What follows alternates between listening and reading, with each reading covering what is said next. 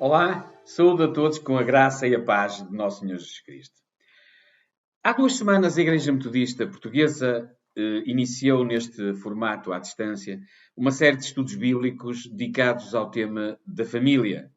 E nos programas anteriores foram abordados os aspectos do amor e também da paciência. Hoje iremos falar de outro aspecto relacionado com a família, mas antes disso eu gostaria de salientar o seguinte. Se nós quisermos refletir sobre a questão da família ou sobre outra questão qualquer, nós devemos evitar guiar-nos por aquilo que os valores culturais dominantes do mundo em que vivemos e os seus sistemas filosóficos e ideológicos nos procuram ensinar. E para isso nós devemos estar bem centrados no Evangelho, na Palavra de Deus, naquilo que este livro, a Bíblia, e o seu personagem central, e também autor Jesus Cristo, e todos aqueles que falam de Jesus Cristo, nos ensinam sobre as mais variedíssimas questões, nomeadamente sobre aquelas que estão relacionadas com o tema família. A visão cristã sobre esta realidade, sobre as relações familiares, sobretudo com ela está relacionado o casamento, a relação de pais com filhos, a relação entre irmãos, a vida doméstica, a relação da família com outras famílias, a relação da família com Deus, etc., deverá estar impregnada por aquilo que a palavra nos ensina. Deverá ser conduzida e aconselhada pelo Espírito Santo. E deverá ser influenciada pela visão cristocêntrica que adquirimos graças àquilo que o Espírito Santo tem e a palavra de Deus tem feito e irão certamente continuar a fazer em cada um de nós. No estudo de hoje, irei apresentar de uma forma simples e breve aquilo que a Bíblia e Jesus nos ensinam sobre a família, dando realce à questão da fidelidade. Embora esta palavra, fidelidade, nos remeta para aspectos relacionados com o casamento, o adultério, a reconciliação, o divórcio, etc., eles não serão abordados neste estudo. Eu tentarei, sim, trazer uma reflexão sobre o significado da fidelidade, tal como nos é ensinado na Bíblia, e as implicações práticas que ele traz para as relações familiares, tanto em termos da família unida por laços de sangue, a família biológica, portanto, como em termos mais alargados, a família unida em Cristo, a família da fé.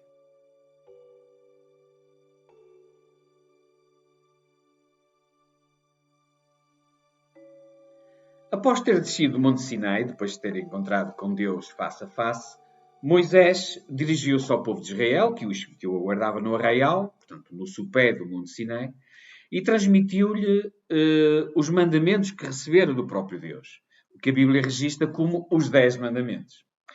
Aquilo que é conhecido como o 7º mandamento diz o seguinte: não adulterarás. Ora, este é um mandamento que, tal como os outros 9, revela a vontade de Deus e faz referência ao aspecto da fidelidade no casamento, que não pode ser garantida se houver adultério. Isso é verdade. Mas o que Deus pretende ao dizer não adulterarás, é apresentar a fidelidade numa relação matrimonial, que não se coaduna com o pecado do adultério, como uma imitação da fidelidade que Deus tem para com todos os compromissos envolvidos na aliança que ele fez com a humanidade e que ele não deixa nunca de cumprir. Eu vou repetir esta ideia.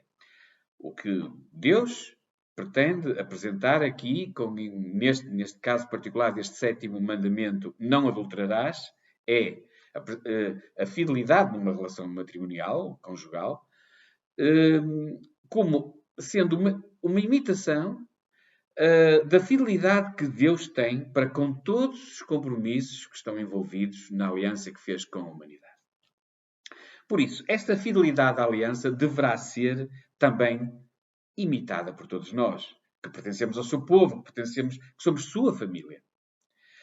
A fidelidade a Deus, a fidelidade uns para com os outros também, a fidelidade na sociedade, nas relações de trabalho, na família e também entre os elementos de um casal, num casamento. E Jesus irá mais à frente, no Novo Testamento, em Marcos 10, fazer referência a esta questão também do adultério e à sua relação com o divórcio, quando ele é questionado, assim em jeito de armadilha, por um grupo de fariseus. Com essa referência, Jesus mostra a extrema importância que a fidelidade conjugal representa na vida cristã, como uma vontade expressa de Deus. E ainda mais à frente, ainda no mesmo capítulo, Marcos 10, aliás, o capítulo 10 de Marcos é um capítulo onde Jesus aborda a relação das crianças com o reino de Deus, onde aborda a relação dos ricos com o reino de Deus. Neste capítulo, Jesus conversa com um jovem rico que o questiona sobre o que terá de fazer para ser salvo, para herdar a vida eterna. E Jesus lembra esse jovem rico alguns dos mandamentos. E nestes estão incluídos 2 que dizem respeito à vida familiar. Um deles é precisamente o não adulterarás, portanto, a questão de marido e mulher. E o outro é honra a teu pai e à tua mãe. Portanto, a questão da relação de filhos com pais. E por aqui se vê a importância que Jesus dava ao casamento como uma instituição divina, por um lado, e à necessidade de honrarmos os nossos pais e as nossas mães. Porém, quem tiver dado atenção a outras declarações de Jesus nos Evangelhos, e devemos dar graças a Deus por se deram essa atenção, nós poderão ter reparado e concluído que Jesus não dá a primazia ou a prioridade, a importância absoluta que seria de esperar da parte dele, a uma instituição divina como é a família e às relações ditas familiares.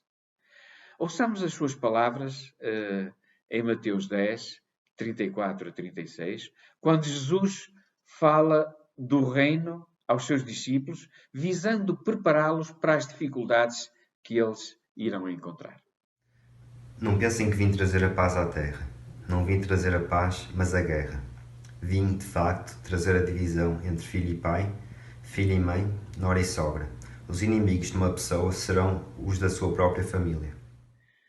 Jesus citava aqui o profeta Miqueias, quando este afirmou em Miqueias 7, versículo 6, os inimigos são os da própria família. O profeta preferiu esta frase em jeito de alusão ao estado de corrupção moral que Israel vivia no seu tempo. Mas Jesus não se fica por aí. No versículo 37 do capítulo 10 de Mateus, ele afirma o seguinte: Aquele que amar o pai ou a mãe mais do que a mim, não é digno de mim. E o que amar o filho ou a filha mais do que a mim, não é digno de mim. Amém. Podemos recordar também o episódio de Jesus com 12 anos, achado no meio do Templo de Jerusalém, a dialogar com os doutores da lei, após os seus pais o terem procurado por tudo quanto era sítio, durante cerca de 3 dias. E quando a sua mãe lhe perguntou, em Lucas 2,48, Filho, por que nos fizeste isso? O teu pai e eu temos andado aflitos à tua procura. Jesus respondeu-lhes: Por que é que me procuravam? Não sabiam que eu tinha de estar na casa de meu pai? Ou a resposta que Jesus deu mais tarde, durante o seu ministério na Galileia, àqueles que o tinham avisado que a sua mãe e os seus irmãos, portanto, a sua família natural, estavam à procura dele enquanto ele estava em casa de alguém, falando sobre o reino de Deus. Pois aquele que fizer a vontade de Deus é meu irmão, minha irmã e minha mãe. Também, por outro lado, Jesus experimentou alguma incompreensão, para não dizer mesmo rejeição espiritual, claro, por parte da sua família biológica. Mas o que Jesus pretendeu afirmar nestas e muitas outras passagens do Evangelho é que quem pretender ser seu seguidor, ser seu discípulo, portanto, deve dirigir a sua lealdade e a sua fidelidade primordialmente a Deus, ao nosso Pai do céu. Claro que, para os primeiros discípulos, era expectável que eles deixassem literalmente para trás os seus afazeres profissionais e as suas famílias. Para seguir Jesus, eles tiveram de o acompanhar e de fazer algumas viagens, pelo menos nos 3 anos do ministério terreno do Mestre, e isto como nos contam os 4 Evangelhos. E, em alguns casos, também como nos conta o livro de Atos dos Apóstolos, depois de Jesus ter ascendido aos céus para junto do Pai. E já agora, lembro que hoje, 21 de maio, são passados 40 dias depois do domingo de Páscoa. Isso significa que hoje estamos a viver a quinta-feira da Ascensão do Senhor. Também houve aqueles que resistiram à chamada de Jesus para o discipulado, pois recusaram-se a abandonar os seus laços naturais, principalmente os laços familiares, em detrimento de uma lealdade total e incondicional a Jesus e de uma fidelidade perfeita ao seu modelo de vida. Nem todos estiveram dispostos, no fundo, a pertencer à família de Deus, a pertencer à sua igreja.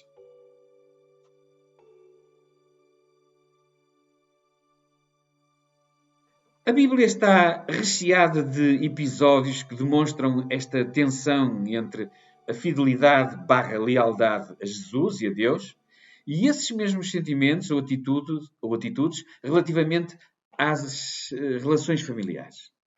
Porém, as implicações dos ensinamentos de Jesus relativamente a este tema do discipulado são claras.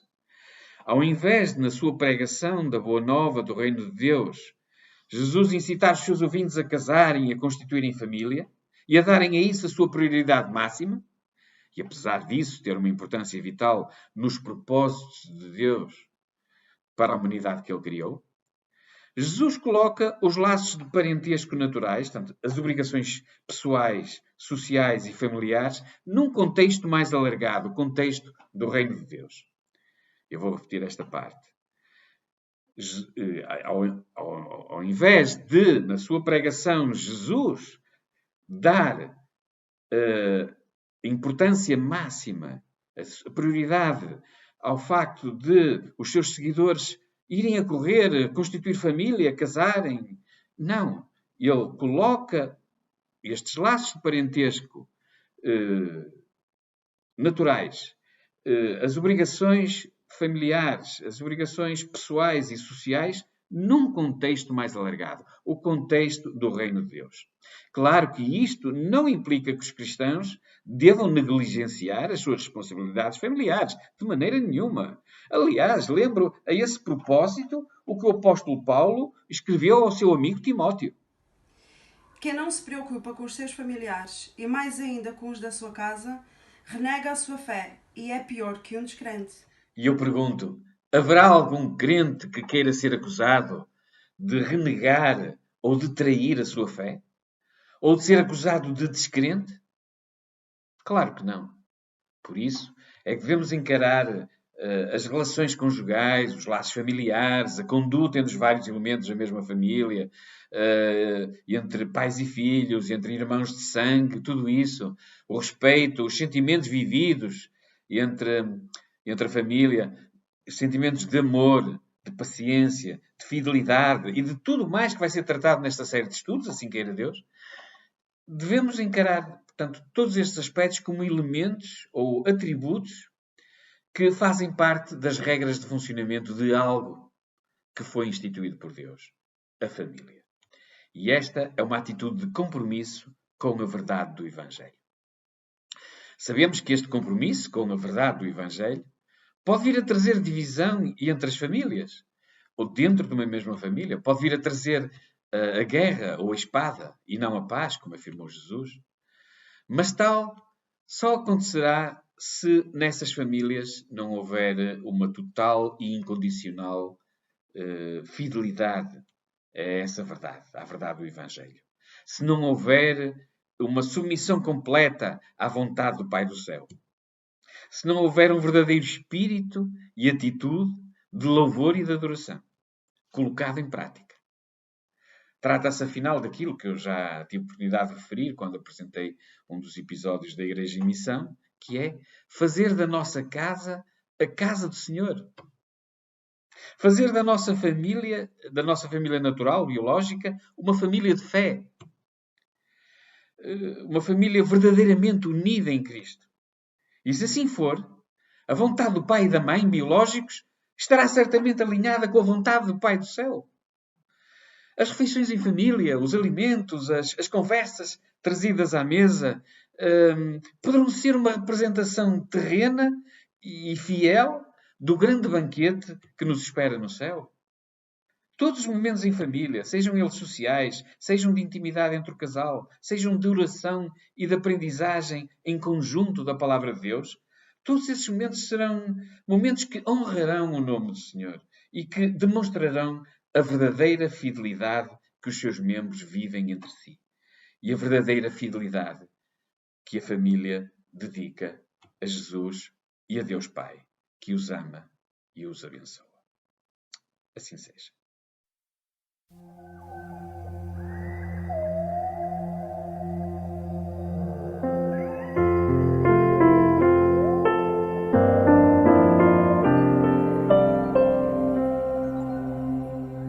Meu olhar a ti dirijo,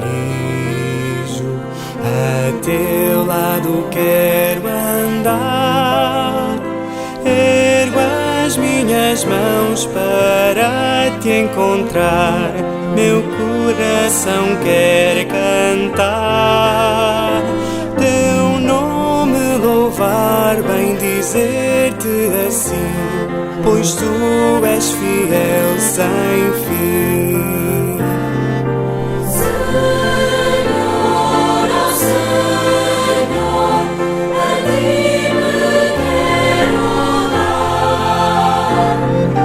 Senhor, ó Senhor, teu nome louvar.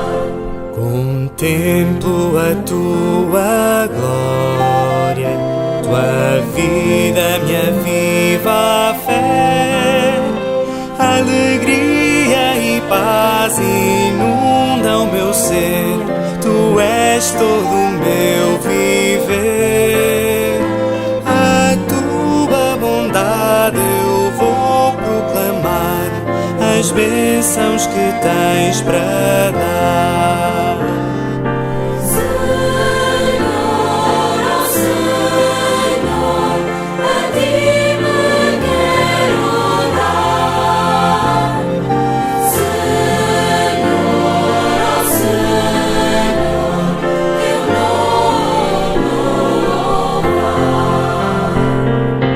Senhor, ó Senhor, a ti me quero dar. Senhor, ó Senhor, teu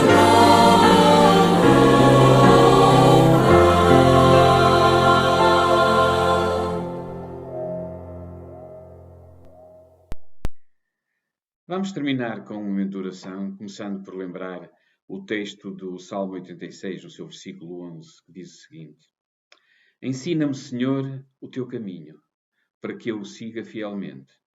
Dirige o meu coração, para que eu honre o teu nome. Amém. Obrigado, Pai, por nos teres trazido a tua palavra. Queremos te pedir que faças com que a tua palavra revele a tua vontade nos nossos corações, para que possamos ser sempre fiéis a ti, Senhor.